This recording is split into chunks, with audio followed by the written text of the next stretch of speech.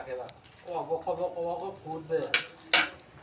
হ্যাঁ, যে আলু মালু যখন পড়বে না তখন একবারে তরকারিতে যখন জল হয়ে যাবে তখন ভিডিওটা বন্ধ করো।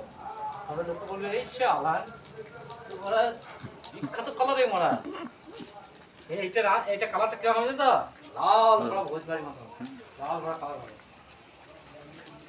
একটা জিনিস দিয়ে দিয়েছি, হ্যাঁ লঙ্কা গুলো না চিনি দিয়ে দিয়েছি তেলে।